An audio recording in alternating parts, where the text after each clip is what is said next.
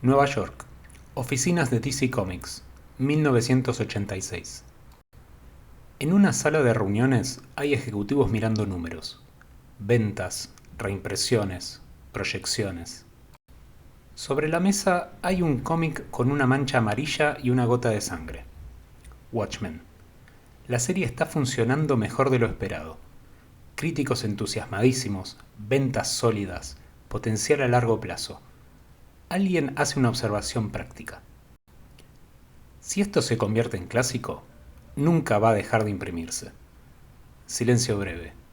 No hace falta decir lo que significa, porque en el contrato firmado con el guionista y el dibujante hay una cláusula. Los derechos volverán a los autores cuando la obra deje de publicarse. Pero si nunca deja de publicarse, los derechos nunca vuelven.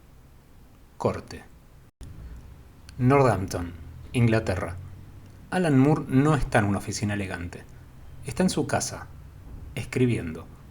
Probablemente creyendo que acaba de hacer algo revolucionario para el medio. No sabe todavía que esa cláusula se convertirá en el inicio de una ruptura definitiva.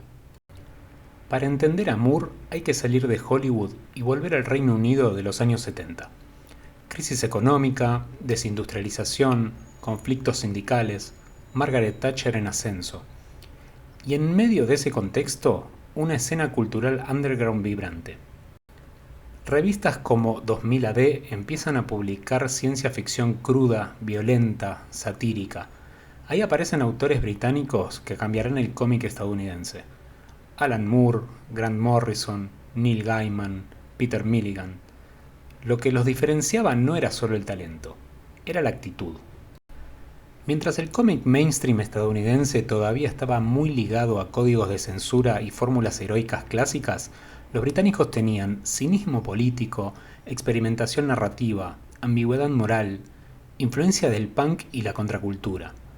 Moore no entra al cómic queriendo escribir aventuras escapistas, entra queriendo dinamitar convenciones. En Swamp Thing convierte a un monstruo en una reflexión ecológica y filosófica. En V for Vendetta escribe una distopía anarquista en plena era de Thatcher. En Watchmen hace algo aún más radical. Toma el mito del superhéroe estadounidense y lo desarma pieza por pieza. Moore no estaba expandiendo el género, estaba cuestionando su existencia. Y eso es clave para lo que viene después. Cuando Watchmen sale en 1986, el impacto es inmediato. No era simplemente oscura, era estructuralmente compleja, simétrica, metaficcional, política, incómoda. Planteaba algo devastador. ¿Y si los superhéroes no salvaran al mundo, sino que lo empeoraran? Rorschach no es admirable, es perturbador. El comediante no es carismático, es brutal. Ozymandias no es un villano caricaturesco, es un tecnócrata dispuesto a sacrificar millones. Watchmen no glorifica el poder, lo sospecha, pero mientras Moore estaba deconstruyendo el mito, la industria estaba viendo otra cosa, un producto de largo plazo. El cómic vende, se recopila en tomos, los tomos venden más, se convierte en lectura obligatoria. Y entonces ocurre lo inevitable. Watchmen no deja de imprimirse. Nunca. Legalmente, DC no estaba rompiendo el contrato. Pero Moore siente que se violó el espíritu del acuerdo.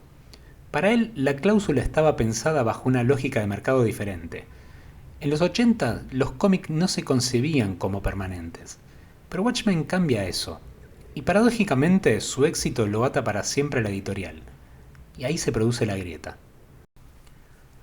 Moore empieza a ver a las grandes editoriales no como colaboradoras creativas, sino como estructuras corporativas que priorizan la explotación infinita de la propiedad intelectual. Y cuando años después DC lanza precuelas de Watchmen sin su participación, la ruptura se vuelve irreversible. Para Moore no es un homenaje, es apropiación. Este conflicto no convierte a Moore simplemente en un autor enojado. Refuerza algo que ya estaba en su pensamiento, una desconfianza profunda hacia las estructuras de poder.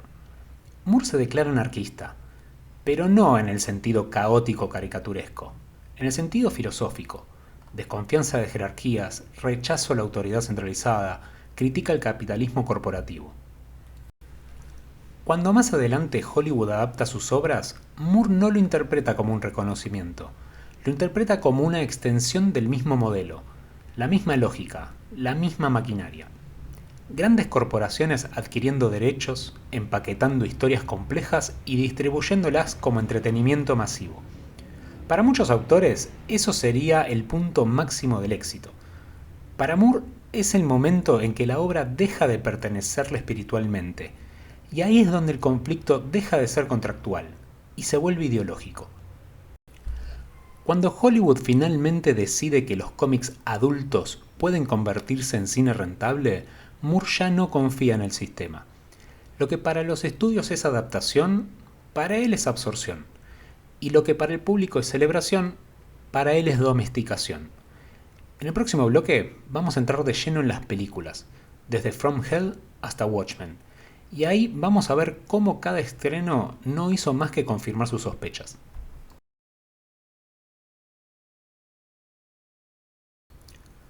A fines de los 90 y principios de los 2000, Hollywood descubre algo evidente. Los cómics venden. Pero hay un problema.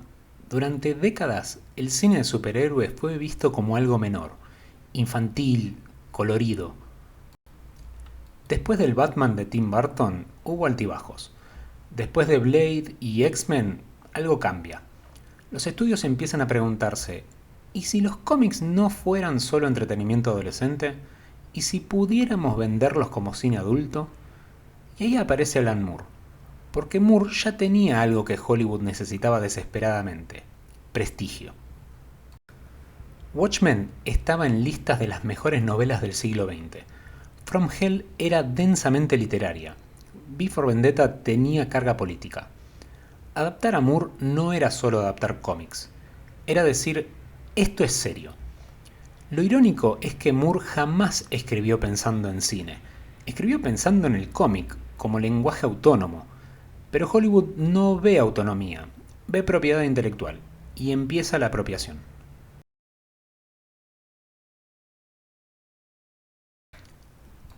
El cómic From Hell no es simplemente una historia sobre Jack el Destripador. Es una disección obsesiva del poder victoriano. Habla de arquitectura como herramienta simbólica, habla de misoginia estructural, habla del nacimiento del siglo XX como era de violencia industrial. Es denso, es lento, es incómodo. La película de 2001 con Johnny Depp hace otra cosa. Convierte la historia en un thriller detectivesco con romance trágico. No es una película mala, pero es una simplificación. Moore no la vio. No fue un gesto snob, fue un gesto ideológico. Para él el problema no es que cambien escenas, es que cambian la intención.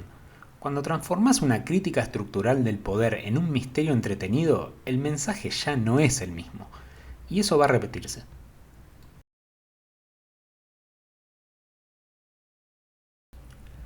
La obra original de The League of Extraordinary Gentlemen es un experimento brillante. Moore toma personajes literarios de dominio público, Mina Harker, el Capitán Nemo, el Dr. Jekyll, y los coloca en una historia que reflexiona sobre imperialismo, colonialismo y mito victoriano. Es intertextual, es literaria, es satírica. La película de 2003 opta por algo más simple. Acción, explosiones, un villano caricaturesco. El resultado, fracaso crítico, problema de producción y el mismísimo señor Sean Connery retirándose del cine después de esa experiencia. Pero lo más importante no es el fracaso comercial, es que acá Moore toma una decisión definitiva. Exige que su nombre no aparezca más en ninguna adaptación futura. No quiere ser parte del proceso, no quiere legitimar el producto, y tampoco quiere el dinero. A partir de ese momento, Moore se borra de Hollywood, casi literalmente.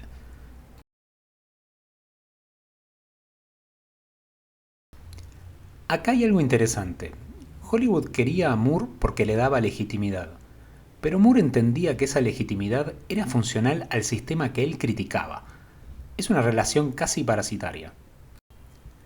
El estudio dice, esto no es un simple cómic, es Alan Moore. Y Moore responde, justamente por eso no quiero estar ahí. Y esto nos lleva a la adaptación más compleja.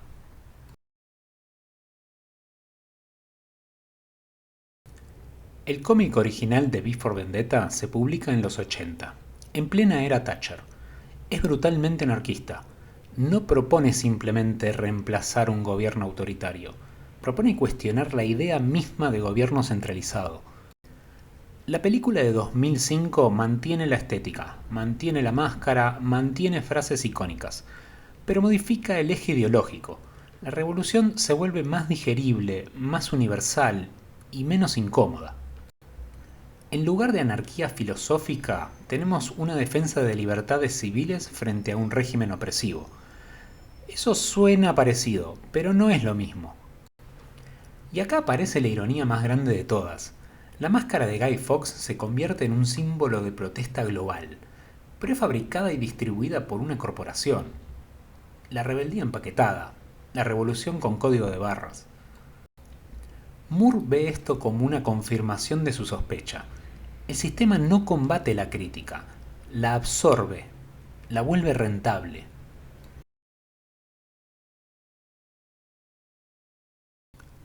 Hasta este punto, uno podría pensar que Moore simplemente está molesto porque le cambian sus historias. Pero no es eso. El problema no es narrativo, es estructural. Moore no discute si una escena está bien filmada. Discute si el arte puede sobrevivir intacto cuando entra en la maquinaria del entretenimiento global. Y entonces llega 2009. Zack Snyder adapta Watchmen. Y el debate deja de ser contractual. Se vuelve cultural, porque ya no estamos hablando de una obra compleja convertida en película. Estamos hablando de una crítica al mito superheroico convertida en parte del mismo mito.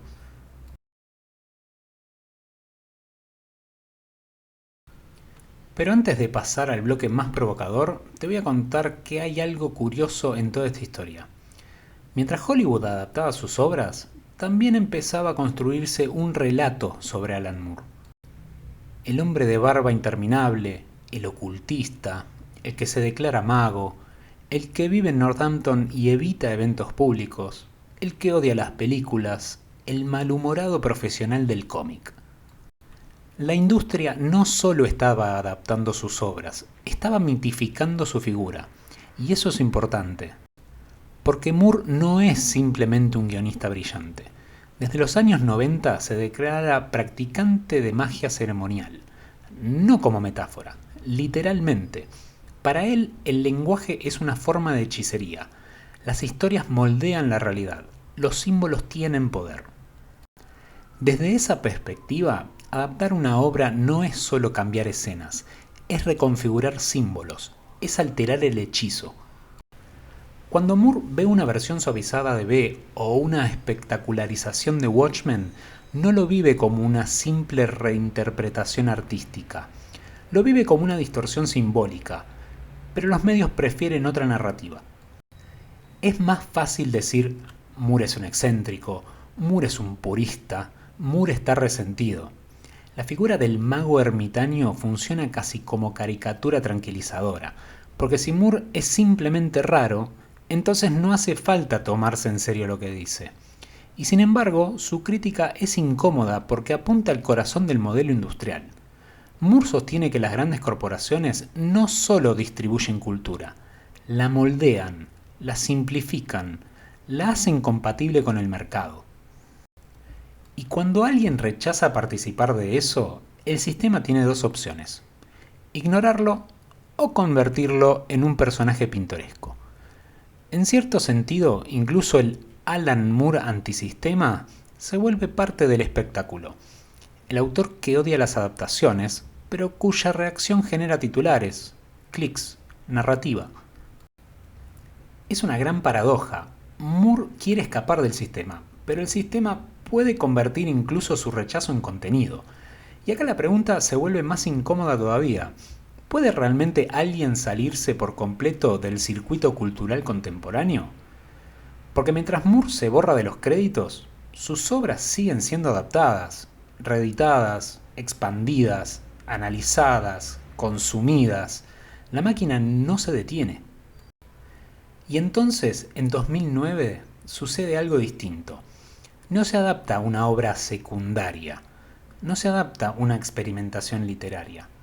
se adapta Watchmen, la obra que había nacido como crítica al mito del superhéroe, y se la convierte en una superproducción dentro de la era dorada del cine de superhéroes.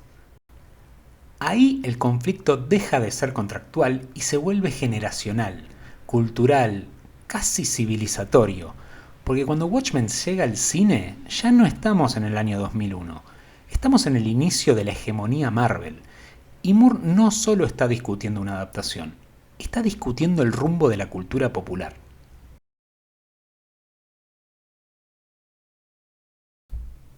En 2009, Zack Snyder adapta Watchmen.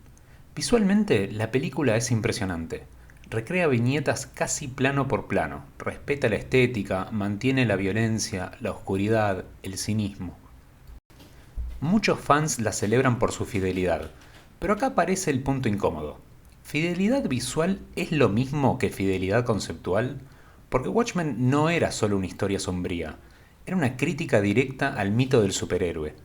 Moore escribió Watchmen como una advertencia, un ejercicio de deconstrucción, un experimento que preguntaba, ¿qué clase de sociedad necesita figuras enmascaradas para funcionar? ¿Qué clase de psicología produce vigilantes? ¿Y qué pasa cuando el poder se justifica a sí mismo? Pero cuando esa obra se convierte en una superproducción dentro del mundo superheroico, algo cambia. La crítica entra al mismo circuito que pretendía cuestionar, y ahí empieza el problema.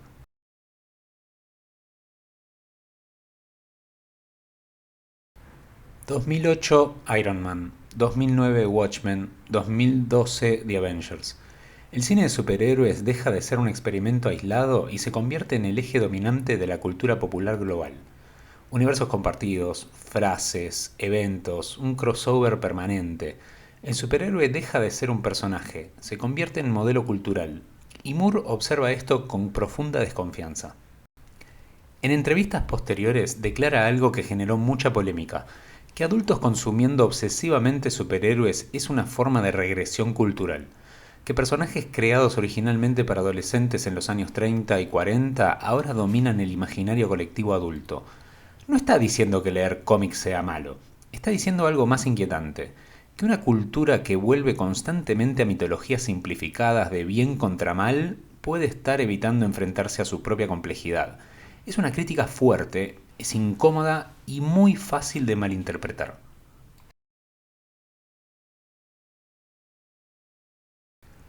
Acá conviene frenar y analizar. Los superhéroes son, en cierto sentido, mitología contemporánea. Así como los griegos tenían a Heracles, nosotros tenemos a Superman. Pero Moore sostiene que hay una diferencia clave. Los mitos antiguos evolucionaban con la cultura. El cine de franquicias, en cambio, tiende a congelar fórmulas, a repetir estructuras, a ofrecer conflictos morales contenidos irresolubles. Y ahí es donde Watchmen se vuelve incómoda, porque Watchmen no ofrece una resolución moral clara, no ofrece héroes admirables, no ofrece consuelo. La película, en cambio, aunque mantiene el final oscuro, transforma la experiencia en un espectáculo épico. Cámara lenta, música potente, una muy buena estética. Y sin querer o queriendo, convierte a personajes problemáticos en íconos visuales atractivos. Rorschach, que en el cómic es perturbador y extremista, se vuelve para muchos espectadores en el mejor. Y la desconstrucción se convierte en fetiche, y eso probablemente es lo que Moore no puede tolerar.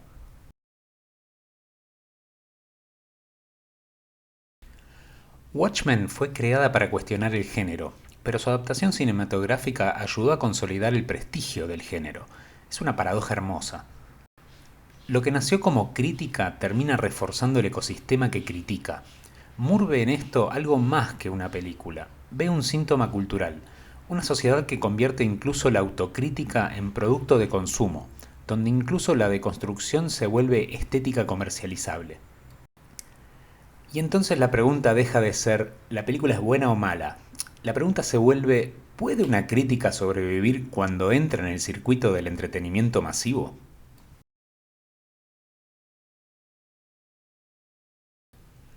Acá es donde el debate se vuelve interesante. ¿Es el público infantil por disfrutar a los superhéroes? No necesariamente. Pero Moore apunta a algo más estructural.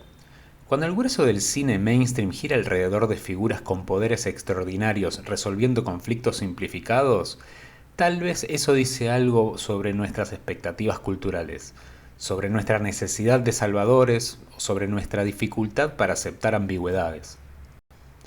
Watchmen proponía algo incómodo, que los salvadores pueden ser autoritarios, que el bien común puede justificarse con atrocidades, que el heroísmo puede esconder narcisismo, y eso no es fácil de convertir en franquicia.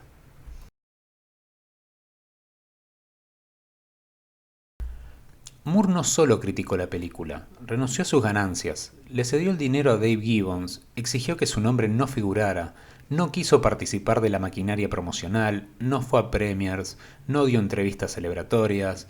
En una industria donde todo se negocia, él decidió no negociar. Eso no lo convierte automáticamente en un héroe moral, pero sí lo convierte en una figura coherente con su crítica.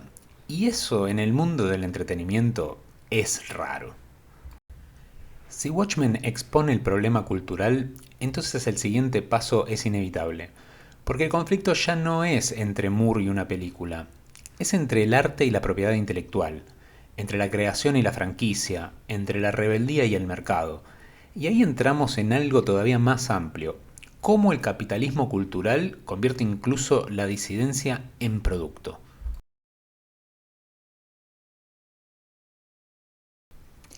En el siglo XXI, las historias dejaron de ser solo historias. Se convirtieron en propiedad intelectual explotable a largo plazo. No importa si hablamos de superhéroes, sagas espaciales o mundos mágicos. Lo importante no es el relato, es la IP, la propiedad, el activo. Un personaje exitoso ya no es un personaje, es una franquicia potencial. Películas, series, precuelas, spin-offs, merchandising, videojuegos. La narrativa se diseña pensando en expansión, y ahí es donde Moore empieza a ver algo problemático, porque sus obras no fueron pensadas como universos expandibles, fueron pensadas como intervenciones cerradas. Watchmen tenía principio y final, no necesitaba precuelas, no necesitaba secuelas, no necesitaba un universo compartido. Y sin embargo, DC lanzó Before Watchmen en 2012. Historias precuelas sin participación de Moore. Legalmente válido, culturalmente polémico. Para Moore eso no era un homenaje, era explotación. Y ahí se evidencia el choque más profundo. Para la corporación, una obra exitosa debe seguir generando rendimiento. Para Moore, una obra tiene un ciclo creativo que debe respetarse.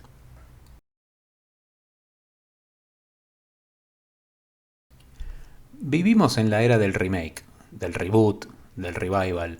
Hollywood ya no apuesta demasiado a ideas originales, apuesta a propiedades reconocibles. ¿Por qué? Porque el reconocimiento reduce el riesgo financiero. La nostalgia es rentable, y Watchmen pertenece a los años 80, una década que la cultura contemporánea recicla constantemente. Pero Moore escribió Watchmen como una crítica a la mentalidad de la Guerra Fría, no como un objeto nostálgico. Sin embargo, el sistema puede convertir incluso la crítica histórica en producto retro. Es el mismo fenómeno que convierte al punk en moda, la estética revolucionaria en diseño gráfico, al Che Guevara en estampado de una remera, y la máscara de B en un producto licenciado. La rebeldía no es destruida, es comercializada.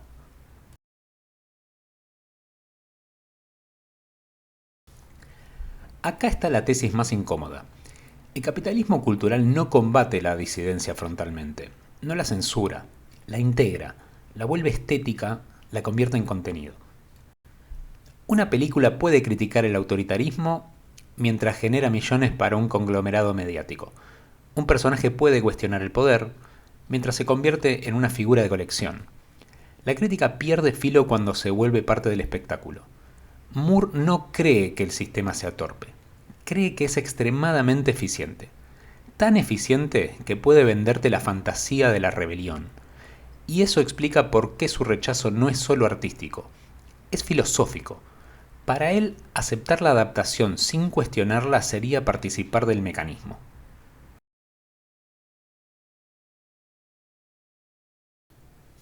Ahora bien, ¿Moore realmente escapa?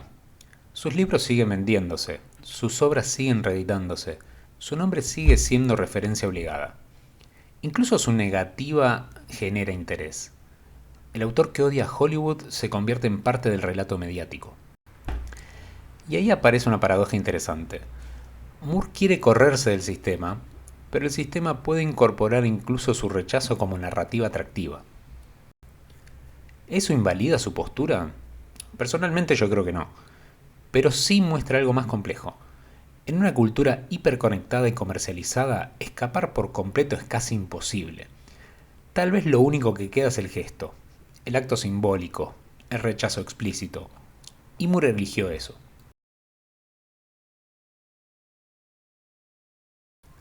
No todas las adaptaciones son problemáticas. La literatura fue adaptada durante siglos. Shakespeare se reinterpreta constantemente. Entonces, ¿cuál es la diferencia? Para Moore, el problema no es la reinterpretación artística, es la domesticación ideológica. Cuando una obra radical es suavizada para hacerla más compatible con el mercado global. Cuando el conflicto estructural se convierte en conflicto personal. Cuando la anarquía se vuelve estética rebelde, pero no un cuestionamiento real. Ese es el punto central. No es un purismo formal, es un conflicto ideológico. Llegados a este punto, el debate ya no es simple. Moore no es solo el autor que odia las películas. Es alguien que está haciendo una crítica más amplia del modelo cultural contemporáneo. Por eso nos obliga a volver a la pregunta inicial. ¿Tiene razón? ¿Es coherente? ¿Es exagerado? ¿Es un romántico anacrónico? ¿O es uno de los pocos que decidió no negociar con la maquinaria? En el último bloque vamos a enfrentar esa pregunta de frente, porque si algo hace interesante a Alan Moore es que te obliga a tomar posición.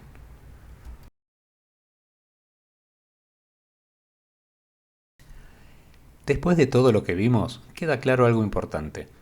Alan Moore no está simplemente enojado con las adaptaciones. No es una cuestión de ego. No es arruinaron mi obra. Es algo más profundo. Moore ve el arte como un acto mágico, como una construcción simbólica, como herramienta capaz de alterar la percepción del mundo. Y desde esa perspectiva, una obra no es un producto flexible, es una declaración. Cuando esa declaración entra en una maquinaria diseñada para maximizar la rentabilidad, algo cambia. No necesariamente se destruye, pero se transforma. Y Moore no confía en esa transformación. Que el arte siempre ha dependido de mecenas, mercados y sistemas de poder, que Shakespeare escribía para un público de su tiempo, que Dickens publicaba por entregas en revistas comerciales, que la pureza absoluta nunca existió. Y eso es cierto. Pero también es cierto que Moore no está reclamando pureza histórica. Está señalando algo específico de nuestra era, la industrialización total de la narrativa. Hoy no se producen historias aisladas, se producen ecosistemas, universos planificados, propiedades diseñadas para expandirse indefinidamente. El conflicto no es entre arte y dinero, es entre obra cerrada y franquicia infinita. Moore pertenece a la primera categoría. La industria contemporánea funciona con la segunda, y ese choque es inevitable.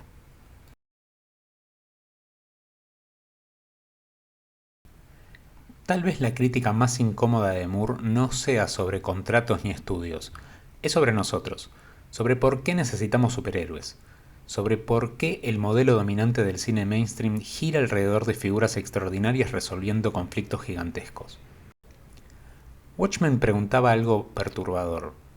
¿Qué dice de nosotros que deleguemos nuestras esperanzas en individuos con poder absoluto? ¿Qué dice de una cultura que busca constantemente salvadores? En el cómic, los héroes no solucionan el mundo. Lo complican, lo manipulan, lo dañan. Esa ambigüedad es difícil de sostener en un ecosistema de entretenimiento global que necesita una identificación clara, merchandising reconocible y resolución emocional. Y quizás ahí está la incomodidad real, no en si la película es buena o mala, sino en qué tipo de historias dominan nuestra imaginación colectiva.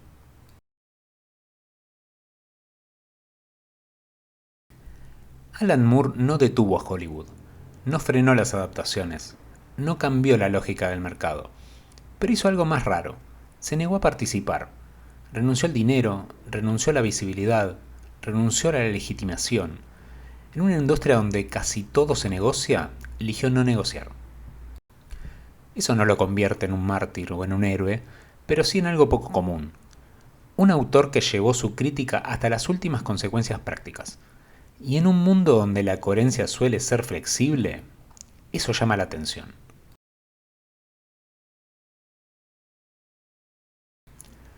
Vivimos en la era del contenido. Todo debe expandirse, todo debe continuar, todo debe generar una próxima temporada. En ese contexto, Alan Moore hizo algo radicalmente simple. Se borró de los créditos. Mientras su obra se convertía en franquicia, él se retiró a Northampton. Mientras el sistema convertía sus símbolos en mercancía, él insistía en que el lenguaje es magia. Tal vez no cambió la industria. Tal vez no evitó la mercantilización. Pero dejó una pregunta abierta. ¿Puede el arte conservar su filo cuando entra en la maquinaria global del entretenimiento? ¿O toda rebeldía termina siendo absorbida? No hay una respuesta definitiva. Pero el caso Alan Moore nos obliga a pensarlo. Y en una cultura que rara vez se detiene a cuestionar su propio consumo, eso ya es bastante. En un mundo donde todo se convierte en franquicia, Alan Moore eligió desaparecer. Y quizás en ese gesto silencioso hay más rebeldía que en 1000 explosiones en cámara lenta.